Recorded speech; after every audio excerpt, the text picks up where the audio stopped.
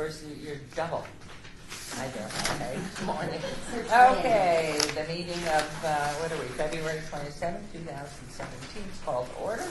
Are we in compliance with the open meeting? Yes, we are. Thank you very much. You don't have public comment first? No. Okay, so we're right on to agenda item number 3. Bill number 2017-2 for possible action. Amends the city's nuisance regulations to specifically address odor nuisances, including the adoption of a new code chapter pertaining thereto, sponsored by Councilwoman Tarkanian and Councilman Bob Beers. I want to mention that each bill moved out of this committee today will be eligible for adoption. City Council meeting March 15th, 2017. So, good morning. Good morning, Your Honor. Good morning. Tom Perrigo, Planning Director for the record. And I want you all to know that Friday is Mr. Perrigo's birthday. Really? Okay, so just Happy birthday. good. Okay, so where was I? So really what this bill does is adds to the list of things considered a public nuisance, or nuisance activity, odor. And to describe how that works, Mrs. Nunez here. I understand she may even have a demonstration. I might. Good morning, everybody. Vicki is a code enforcement supervisor. I gave you a little presentation to kind of walk through this, but the reasons why we need to adopt an odor nuisance code is currently the Las Vegas Municipal Code does not address odor in any of the chapters that code enforcement enforces. So it would help provide us a method and a way to quantify the effect of odoriferous conditions that may be present. And with the approval of medical marijuana cultivation facilities, once they're approved, if their mechanical equipment breaks, then we need to have a way to be able to address them and make them go back to original compliance. So that's one of the reasons why we're looking for an ordinance. Cities who have adopted odor ordinances are Denver, Colorado, Denton, Texas, Milpitas, and San Luis Obispo. We've had a previous case where we were addressing issues with a hoarder case that she had a lot of cats, and when you would walk up on the property from across the street, you could smell the cat odor coming from the house. If at any point after we sanitized the house and addressed all the issues on the outside, which then you could still smell the cat odor, she had said enough's enough, when she wasn't working with us, we really would have been hard-pressed to have something to continue on with the remediation and everything that we did to remediate that case. So just looking forward, it would be nice if we had something to help us address that from enforcement. So the proposed odor nuisance ordinance allows for odors to be addressed as a public nuisance when verified after a complaint has been made. In order to qualify as a public nuisance, staff needs to verify an ambient odor intensity measured at 7-to-1 dilution threshold or higher. Excuse me, is there a little counter or something that you wave out there to measure? We actually have equipment, and in order to measure it, it's the nasal ranger, which I'll pull out here shortly. We need to be able to measure it at least 3 times in a 48-hour period. And we have a process, thank you. We have a process that is defined in our proposed ordinance that would allow the officers to understand how they need to put their enforcement together so that the city attorneys can effectively utilize us, for enforcement. But so the nasal ranger is just a device that allows the officer to go out and breathe in. It's a little light to show them at what rate they're breathing in to make sure that they're pulling in enough oxygen. And it starts off at 60 thresholds per 60 per 6. I'm sorry.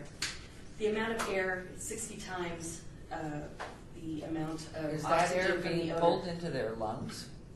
Yeah.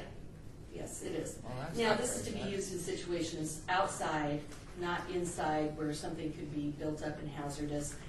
We're talking like sewer smells, stuff like that, when you're out in the open air. Being married to an attorney with 2 attorney sons and too many lawyers in my family, I think we're getting into something that really gives the city some exposure for something not so good. Somebody comes down with a lung cancer after having used this as part of your department. There's no way to prove it didn't come from this piece of equipment. And doing what you just did, pulling in whatever noxious fumes are there. Oh, you mean, yes.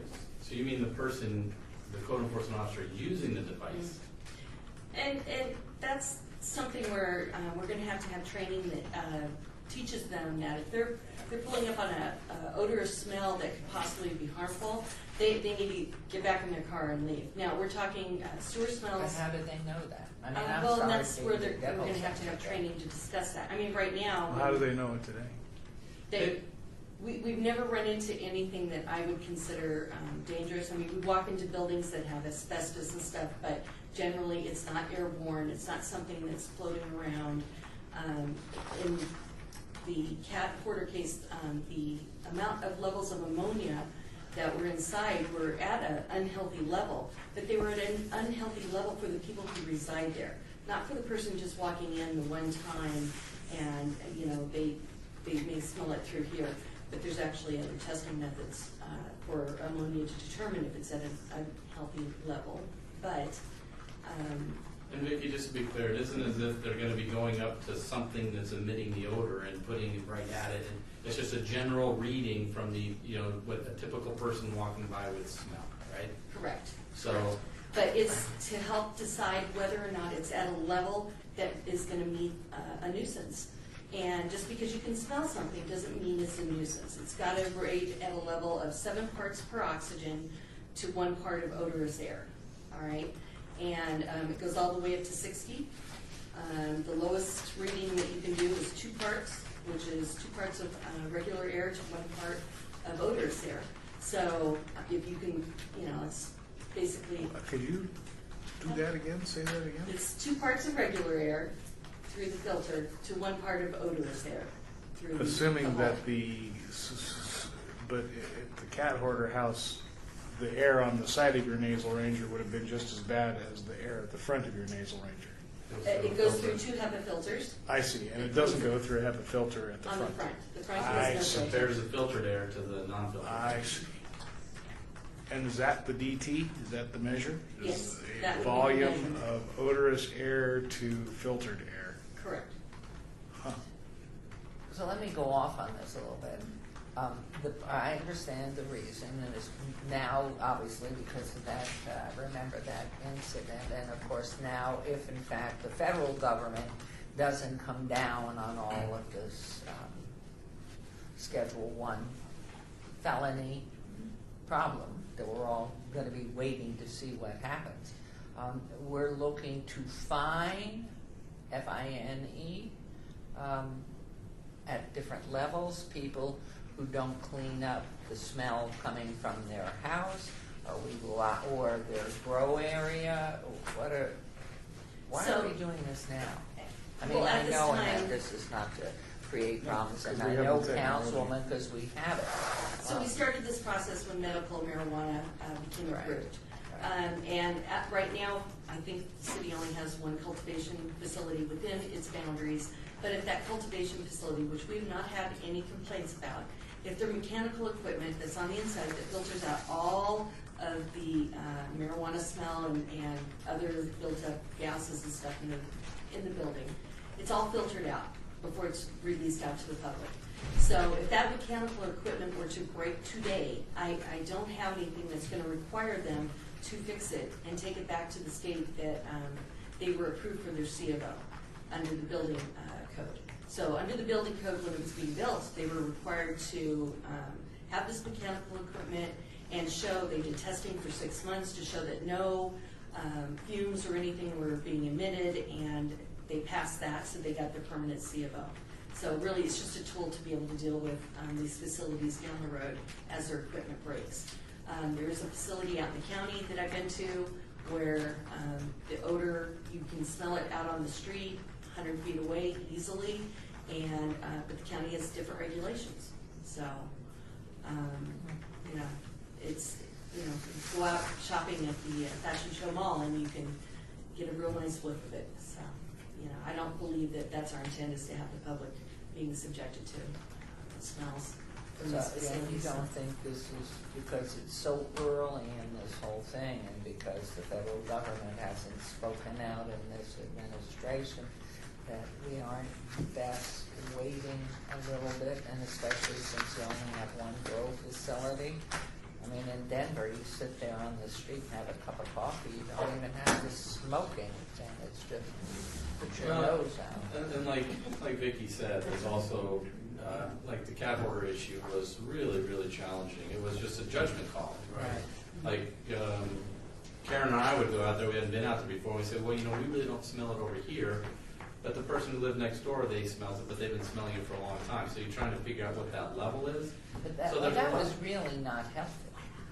Well, I mean, what but was happening in that house, aside from the On the owner of it, inside. that's right. But the odor was on the outside as well, and trying to get a more of a less objective measure of whether or not it's exceeding certain levels, right? More specifically, the next door neighbors in the case of that hoarder called the city repeatedly over about 18 months and received no action until it got so bad.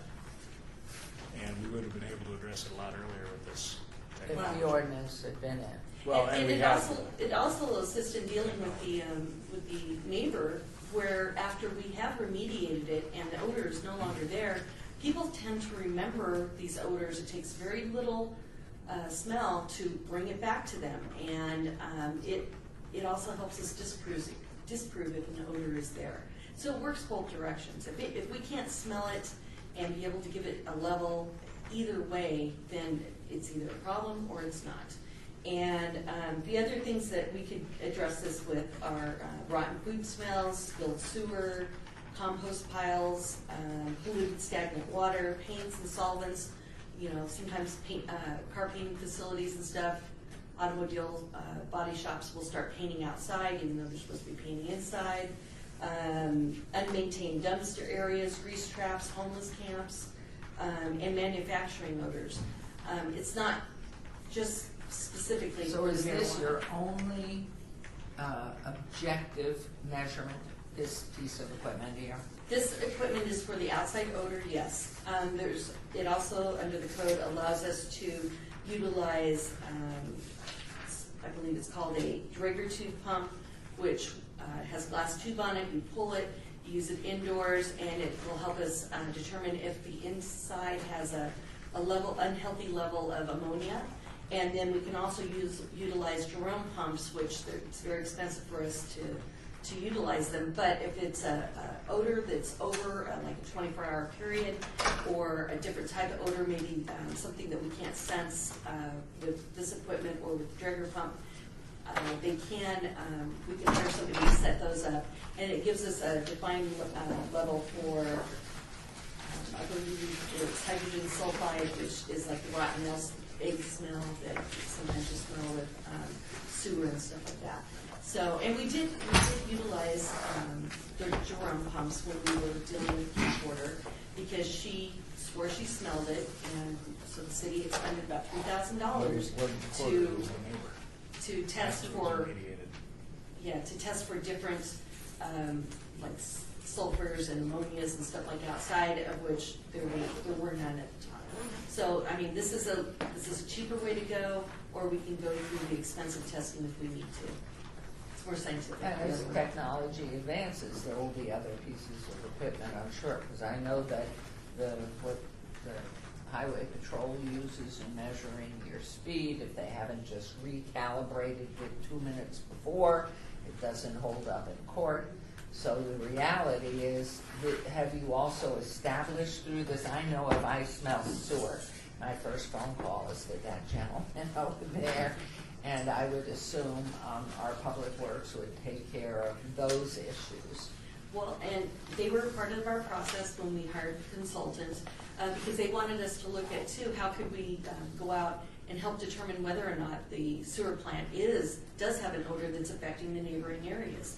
I mean, we can also be utilized in that fashion, I mean, the equipment, and under the policies that the consultant drafted for us, we do have a way to go out and allow either his staff or our staff to go out and to determine does the city need to take some remediation action. So. And is there a line in this drawn that we're not just being big brother and creating more problems than this is worth?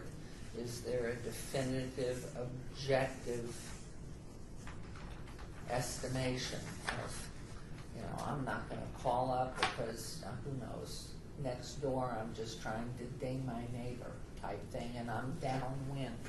I mean, is this totally objectively done? It allows us to give a process to make it objective and not subjective to somebody's opinion, and allows the officers to, go through a process where they have to define the odor and, figure out their readings, and then either, make a decision. And we may have 2 or 3 officers go out and do those readings over the 48-hour period. We do have neighbors, the last thing we want to be utilized is a tool for the neighbors to torture each other. So it really is a way for us to be a little bit more objective and show them the data that we can compile. Well, philosophically, I totally agree with this. I'm very nervous about that piece of equipment. I don't like anybody pulling any air into themselves. I mean, I think the exposure is, you can't use it. You just can't use that. And as we go forward, there'll be new technology or something, because you could be, there's a lawsuit right there. They've No matter actually- what develops. Yeah, in this their lawsuit. equipment is actually like the newest type. They used a little box contraption, and I can't remember what the name of it was from doing my research, which they used for about 20 years, and it had the same thing where Or a different pump, holes. you just pull in and Yeah. pump this way, at least you're not taking it into your body. Correct. So I would just, It actually shows with the pumping, it's having a chemical reaction. Not all odors have a chemical substance to them, so that they are going to provide a reaction. That's why you have to have a person make a subjective or a non-subjective determination. was this a public meeting too? Yeah. I'm sorry. Hello? No, it's I fine. make- So a couple things. It would seem, so you dial the desired DT, and then if you can still smell it, it qualifies under section D sub 1 on page 5. Right. So when an officer goes out, they're going to start at 60 DTs, the highest, which is actually the smallest 60? amount, 60, and then they're going to work their way down. Now, if they get down to 7, or let's say they smell it at 15, then it's in violation. It's over the 7. It's greater than the 7 dilution rate. So 60, 30, 15, and 7 are all in violation. If it registers at 2 and 4, that's not necessarily a violation. It just means it can be noted at the lower level, and But it's there. a code enforcement officer arriving at the scene of a potential violation, smelling the air without the nasal ranger, and then smelling the air with the nasal ranger, almost by definition, with the nasal ranger, you're reducing the amount of pollutant you're taking into your body. Correct. Without the nasal ranger, you're having a lot higher dosage of the pollutant coming into your body. Correct. So it's not that just smelling it is a violation. Odors can be smelled. It's just determining at what level dilution rate, from 7 and above, it's a higher dilution rate, which just means that odor is that much stronger and is probably a nuisance. And without the nasal ranger at all, is that a DT of 1? Yes, That's the definition of a DT of 1, is just ambient air. ambient air. And then you dilute, you clean it and mix it with ambient air and clean air, and that's how you arrive at your measure. Correct. The measure of 7DT, as well as in subsection 2 of section D, the ammonia and hydrogen sulfide specific parts per million or billion, how were those arrived at? What supports that as the threshold beyond which we have an odor nuisance? So, as I said in the beginning, we hired a consultant, who's an odor consultant, and he put together hydrogen sulfide and ammonia are the two compounds that you're going to smell probably the most outside. And he came up with the levels of what would be hazardous to a person if it's in a confined area, such as a house with the ammonia. On the hydrogen sulfide, it's that eggy smell from rotten food and stuff like that. So again, it's at a higher level. You're still going to be able to smell it, but there are different testing methods that we can utilize for that. Just like the mayor was saying, you probably wouldn't want to be breathing in a whole bunch of ammonia in a confined area, so we would use the handheld pump to pull it through the tube, and those two items register through the tube testing methods.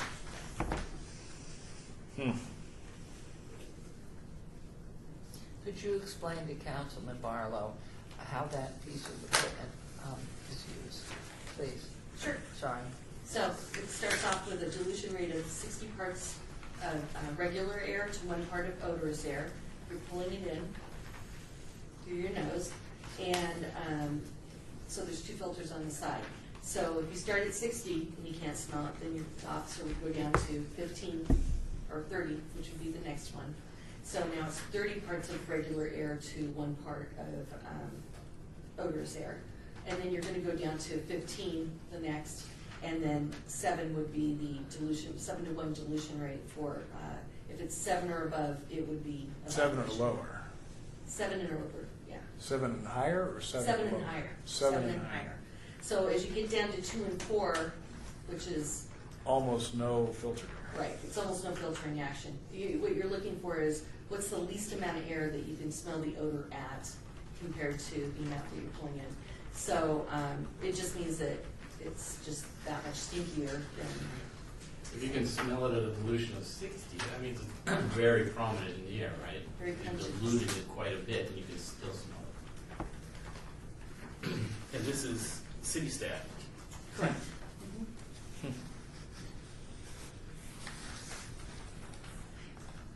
In Denver, where they have utilized this equipment for a long time, they have like factories that cook down meats and stuff like that, rendering factories.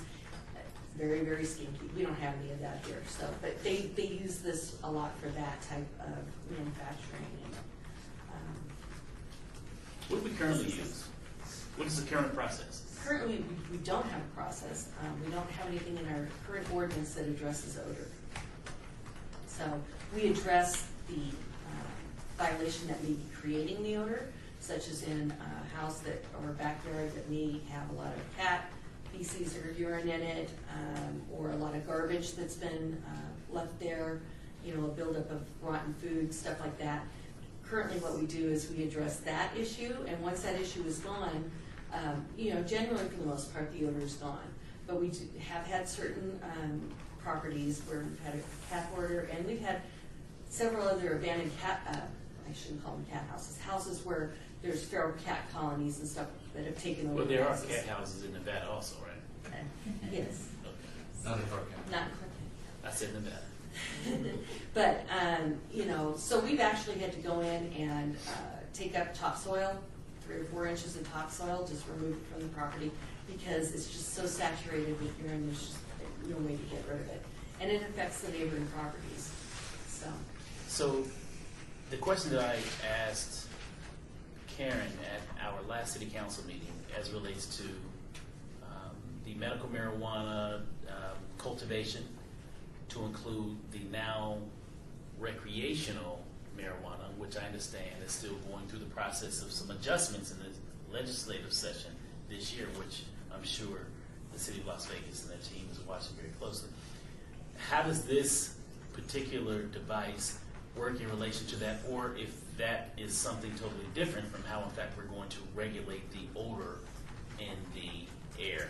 So in regards to cultivation facilities, I'm sure there are probably going to be recreational cultivation facilities down the road.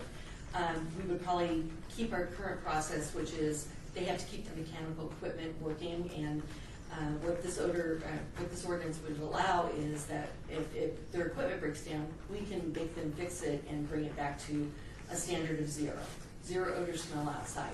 It's not so much that this equipment is going to be working with that, but we could utilize it to document our findings and then go back to the owner and tell them, hey, we're gonna hold you in violation because, you know, we can smell it all the way up to 60 DTs, whatever it is. And if they don't like it, if they don't agree with us, they can go and do the same air testing test that they have to do in order to get their C of O, which is very stringent. Building and Safety came up with a policy that they have to perform these tests that it determines if there's chirpings in the air, and they have to do it once a month for 6 months. They can go back and redo that process at their cost. It costs about $3,000 to $4,000 for them to do that. I don't believe that the city, that we should have to expend our funds for that. If we can determine that it's there and we can smell it, the reality is they just need to fix their equipment.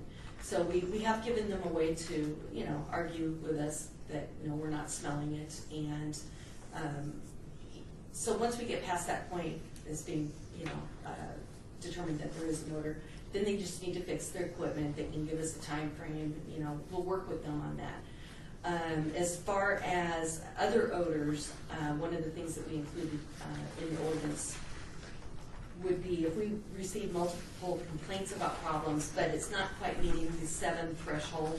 I do believe that we could still go to the property owner and say, listen, your business is causing problems, causing a nuisance just because all these people are being infected, and we could try to get them to come in and do a mitigation plan to help address what the, you know, whatever that odor is. May not be 100% foolproof, but at least it's a way to get the owner into trying to do something. What other options are out there in regards to technology when it comes to odor? And why did we select this one? Okay, so this is about the only one that's out there in order to for a person to stand out there and put a dilution rate or a standard to an odor that's just happening outside. There's all sorts, you could do Jerome pump testing, which is the canisters they set up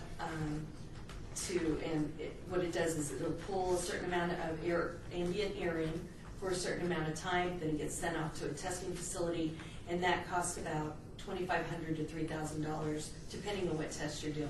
Per test? Per test. And it can be used for many, many different types of compounds, all right? You don't have to stick with ammonia or the 80 smell. You can do anything. Just like it's kind of the same testing that they're utilizing for the marijuana that we currently make them do, which is looking for terpenes, which is a substance that's in the marijuana. So there's many different types of those that can be done. As far as quick test, the pump will pull, the Draper pump, you can use that for, again, you can use it for sodium, or you can use it for ammonia.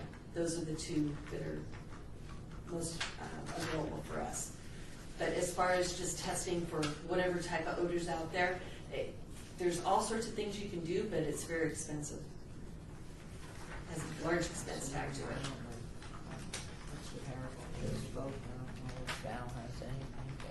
Does staff have any further comments? Have we opened public comment, Mayor? No. Okay. I would like to open up public comment. Is there anyone from the public wishing to speak on this item? So please come forward and state your name for the record, and it must be related to the item before us here today. Please come forward. We're right over here at the empty Jane, seat. to your right.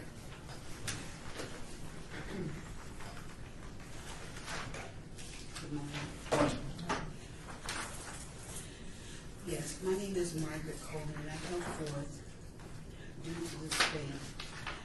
They have Do be comfy, have a seat. Do be comfortable, have a Feel seat. free to have a seat. I'd rather stand if it's Oh, okay. sure.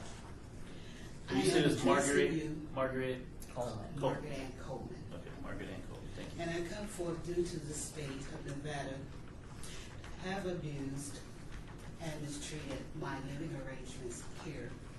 And it leaves me in a danger zone to come forth today at all meetings.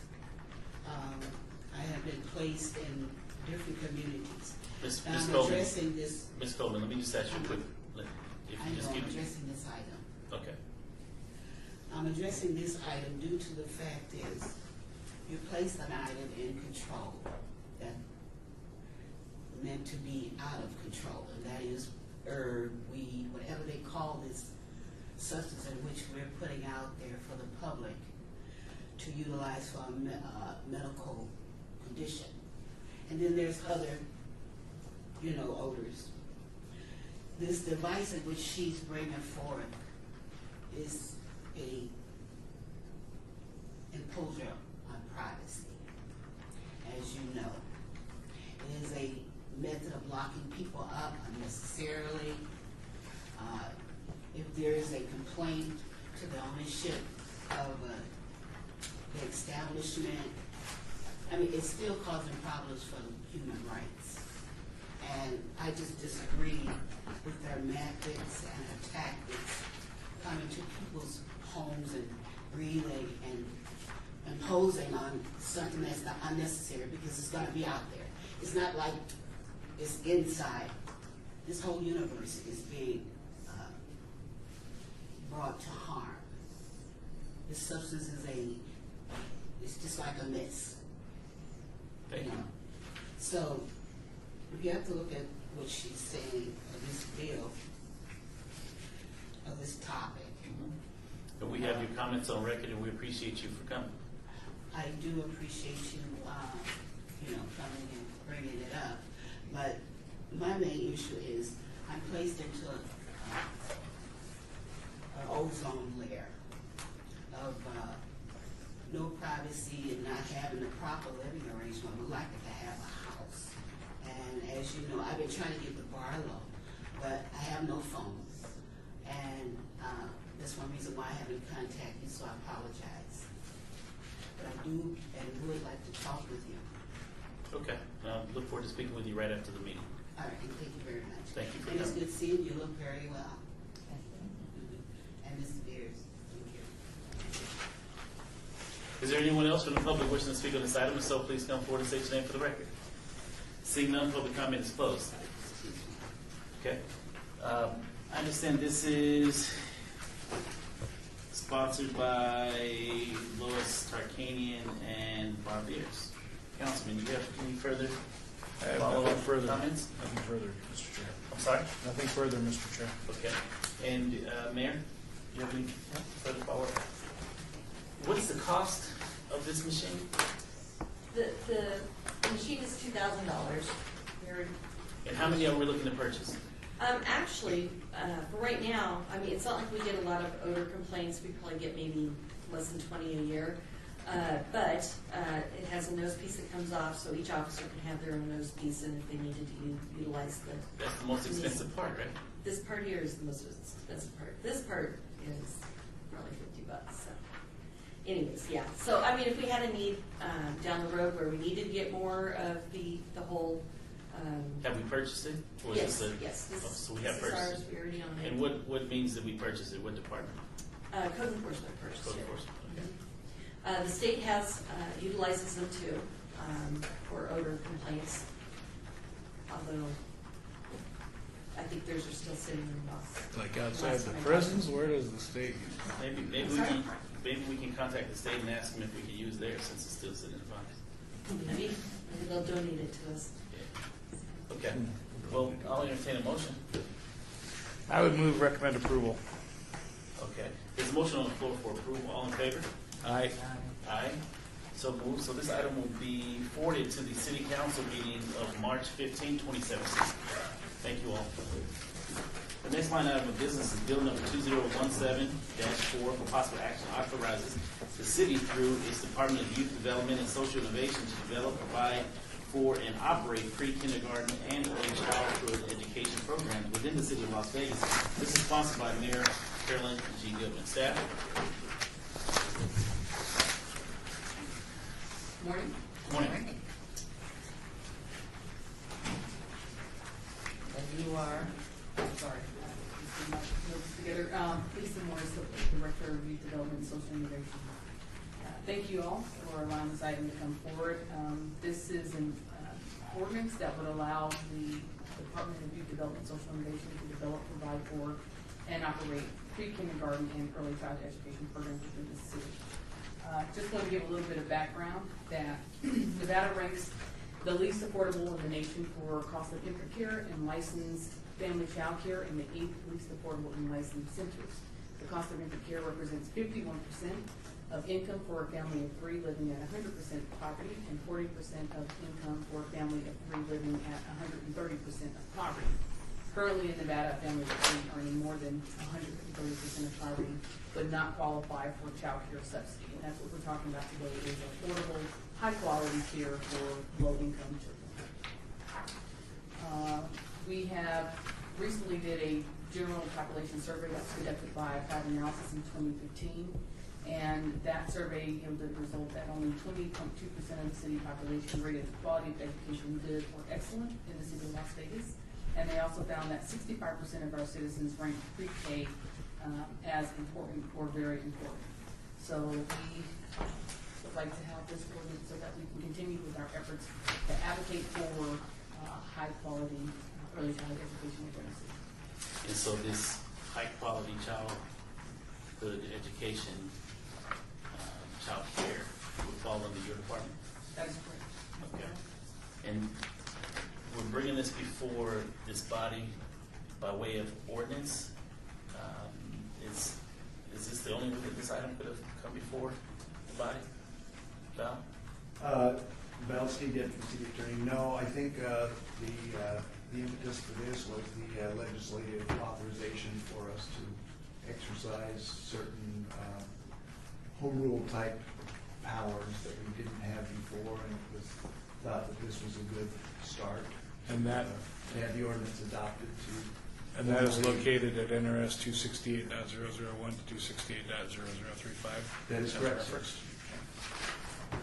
Does that answer your question, Councilman? Yes, sir. And more specifically, prior to this change in 2015, the city, it was interpreted by the legislature that the city could only do what it was explicitly told to do by the legislature. And the change is that if we're not precluded from doing something, we can now? That's correct. And under If that, it's a matter of local concern and there's no specific legislation of any kind at any level that precludes us from doing that. Yes. Okay. Is there anyone from the public wishing to speak on this item? If so, please come forward and state your name for the record. Seeing no one from the public comment is closed. Mayor? I just think this is so important, and certainly in our city schools, we really can prepare so much better for children to enter the kindergarten through the rest of their education here. My hope is one day we will be able to go into the neighborhoods with some vehicular van or something and reach more people than having people have to find our locales for these pre-education facilities, because so many people their hands are tied. They have no means to access transportation. So, but this is the first step, and at least us at the global level to be able to begin to address how we're going to proceed going forward. Okay. Is there a motion? I'll make it Please. to approve Okay. this agenda item. There's a motion on the floor for approval. All in favor? Aye. Aye. So moved. This item will be moved to the City Council meeting of March 15, 2017. Thank you. Okay, now we're down to public citizens participation. Anyone from the public wishing to speak during the citizens participation, please come forward and state your name for the record. are you a student back there? Yes. And are you assigned to learn about us today? I'm taking political science, so I just see how the work on. Well, why don't you do this so you can see how it works? Why don't you come forward? I'm so embarrassed. That's a part of the process. Come forward, please. Hello, everyone. How are you? Hi. Sarah. Please feel free to take a seat. Make sure public comment is still open, so we'll make sure that we get her comments on the record. And then what we'll do is we'll also forward you how well you're going to do in the minutes of this meeting. So your name for the record? My name is Erica Ceballos. Erica Ceballos. Mm-hmm. And would you spell your last name for us, please? It is C-E, B as in boy, A-L-L-O-S. Okay. And share with us your educational backdrop? I'm 31 and going back to school, finishing up my prerequisites for my RN. Okay. I'm currently an LPN right now, so as you see, I have my little girl with me. So Right. your education's a little important, Mom. That's right. We were going to ask for an introduction in a minute. Right. And so you're here for, you mentioned political science, so you're here for what? What purpose? To write a paper, my teacher, my professor wanted to get us a little bit more involved on a kind of ground level. So I looked up Democratic meetings, Republican meetings, and everyone kind of turned me down. So this is open to the public. So Right. I came here through a Google search. Okay. And what is that that's in the components of your paper that you need to expound on? Basically, how the public's involved, how the mayor works, how council and work. I walked into this totally blind. That's I fine. usually participate in just elections, Mhm. cast my ballot. So this is a total eye-opening experience for me. This is an open government process, so it's perfect for your paper, Yes. right? Okay. We also meet during the city council meeting if you're available. And our next city council meeting is It's Wednesday. Wednesday. Wednesday, what time? 2 days from now. Yep, 9 o'clock. 9 o'clock. 9 a.m. And if you're available, the mayor runs a pretty tight ship, so we should be out, if there's no time certain, fairly soon. So if you get there at 9 o'clock and if you're able to sit there for about three hours, I think you'll be able to capture a lot of information specifically as relates to the items that we're voting on. In addition to that, do we have an agenda that we can provide her in advance for her to look at and evaluate? Yeah, So you my- see what we're voting on, and it also going onto the website, LasVegasNevada.gov, you'll be able to go under meetings and agendas and pull up the link for meetings and agenda. And it will also give you the background information on each one of the items for you to read more in depth and get more detailed information on each one of the items. And then you won't be sitting there in the dark as it relates to how, in fact, we're going to vote up or down the items that will be before us. It would be very interesting. All right. And what is your daughter's name? Ariana. Ariana? Hi, Ariana. How are you? Good. Morning. Well, Erica, thank you so very much for being here today. And Chambers, it's right out this door and across. Thank you so much. Great deal. Anyone else from the public wishing to speak under citizens' participation, please come forward and state your name for the record. Is it okay? Please. Public comment? Yes, my name is Margaret Coleman, and this is directly to Carolyn. I'm Erica. I had been trying to contact you to get a meeting or schedule an appointment. I have been violated to have ownership of home, so I wear this sign, have you ever been discriminated against in housing? Now, when I'm at Cape Cod, I was steered there by board of commissioners concerning living arrangements, and I had to take these steps. I was homeless for a year and a half into the streets, throwing the soup in my car, and then I was transported there from 3630 Coleman Street, whereas in North Las Vegas, 2008, they had put my name on the sign, but they didn't give me representation. Sisalak had taken control over my living arrangements. And I noticed a Bruce Goodman. You know Bruce Goodman? I thought maybe that was your son. I've got And lots of he's in- sons, but he's not one. He's in charge of real estate. And I'm so lost in this whole scenario, this Ms. whole Coleman, episode. if I may interrupt you, I'll be happy to sit with you to find out how, in fact, the city of Las Vegas can assist you in the issue that you bring before this body. And if you have a few moments after the meeting, we can address that and see what we can do to help you pull.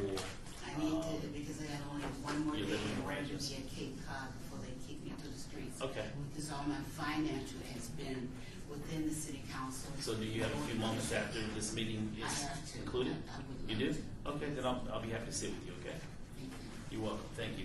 Is there anyone else wishing to speak under citizen participation? If so, please come forward and state your name for the record. Seeing none, public citizen participation is closed. Mayor? Conclusion. We are done. Move forward. That's it. We need a motion motion to Move adjourn. Return. All in favor? Was the motion on the floor? Aye. So moved. Thank you all. And you might,